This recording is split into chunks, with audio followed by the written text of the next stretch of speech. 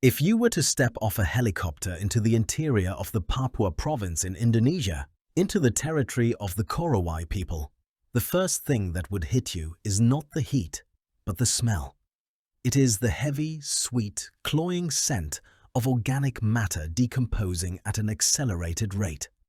The humidity here hovers near 100%, day and night.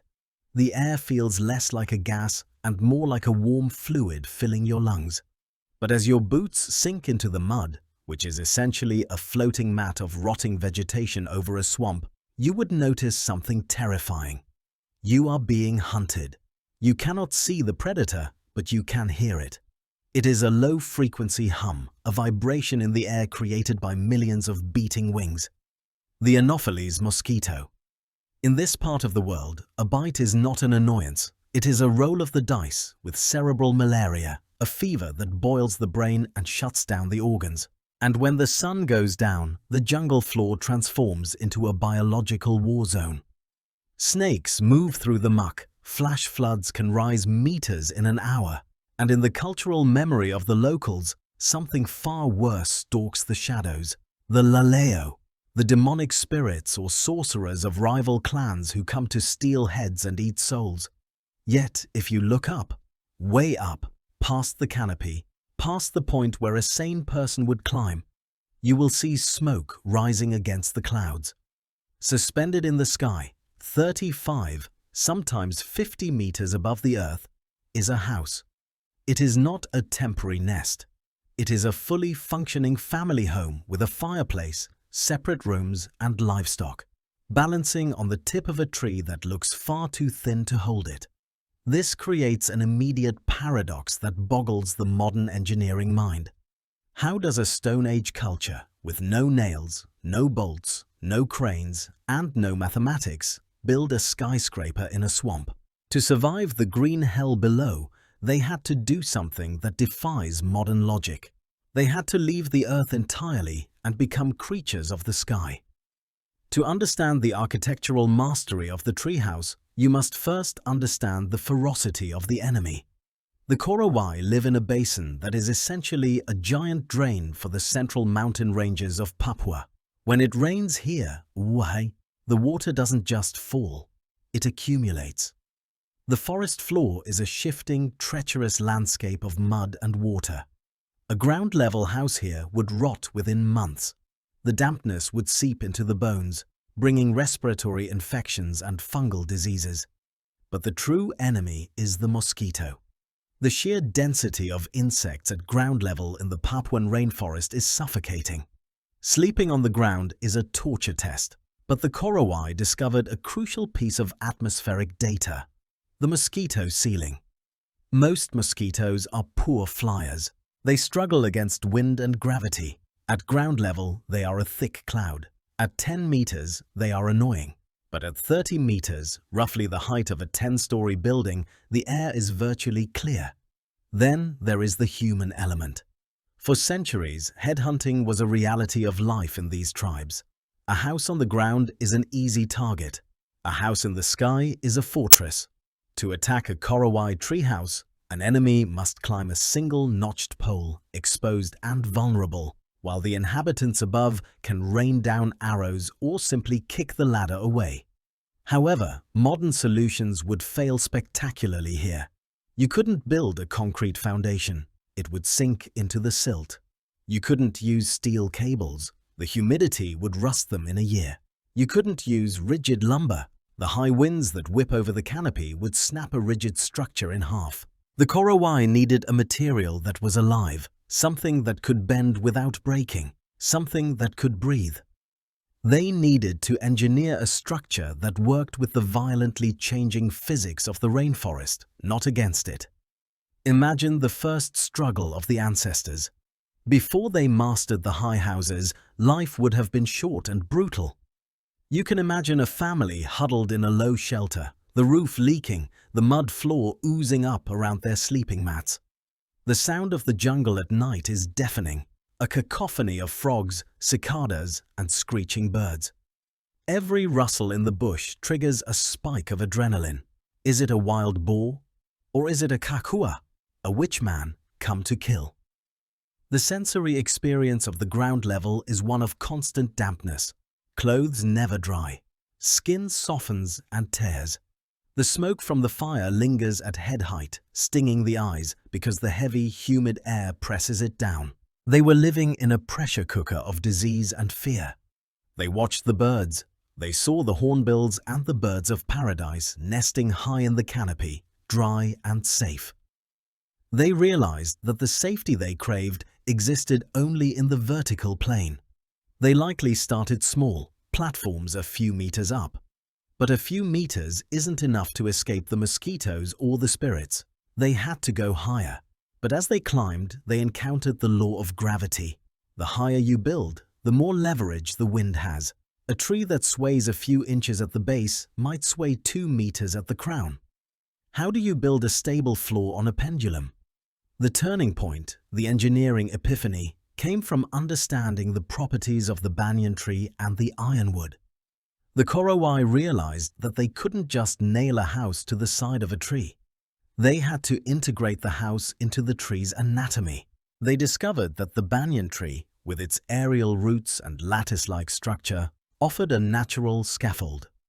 But for the highest houses, the ones that touch the clouds, they often choose a single massive banyan or a tall, straight ironwood tree.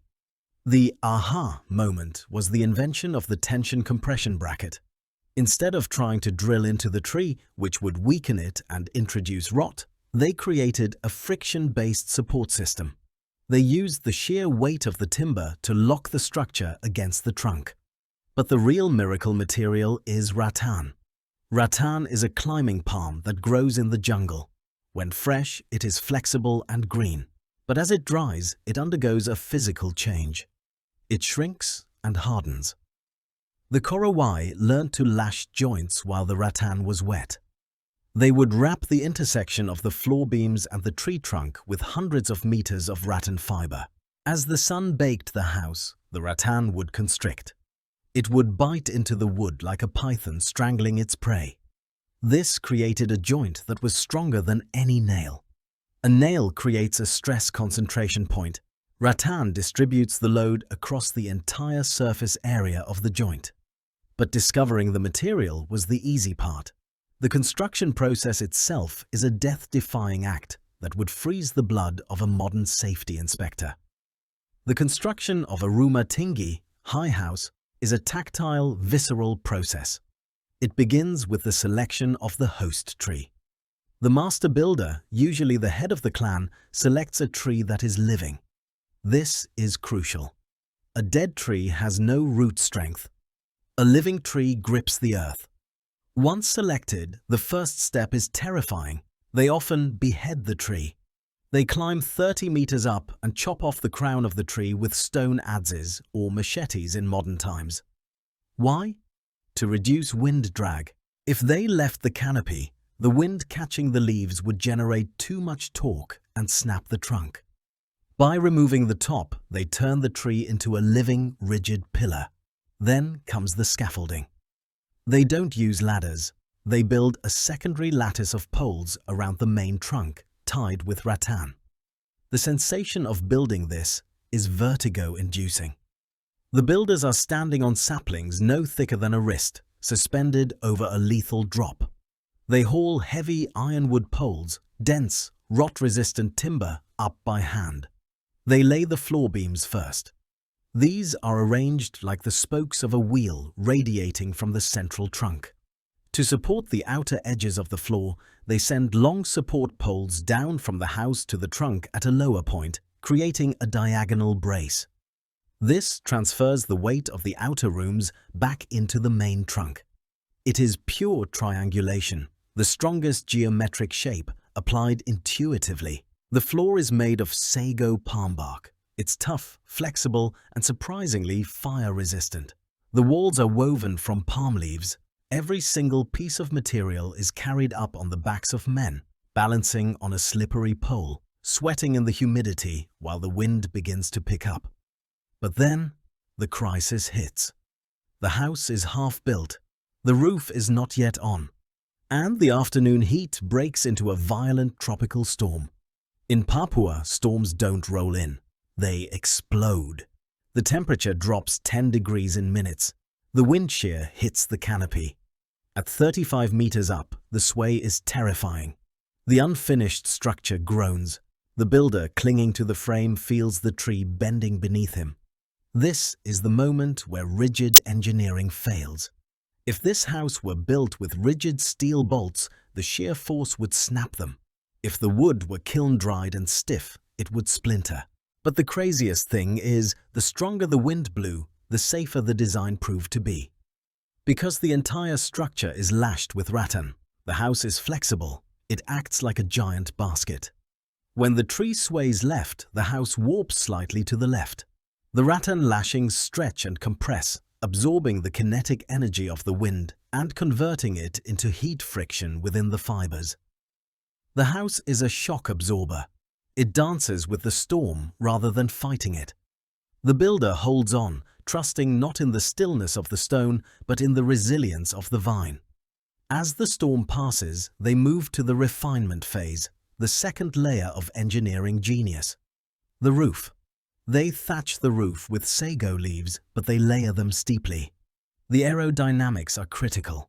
A flat roof would catch the wind like a sail and rip the tree out by the roots. A steep roof allows the wind to flow over it, pushing the house down onto the supports rather than lifting it up. Then, they address the most dangerous element of all: fire. They are living in a basket of dry wood, 30 meters in the air. A spark would be a death sentence. There is no way to jump.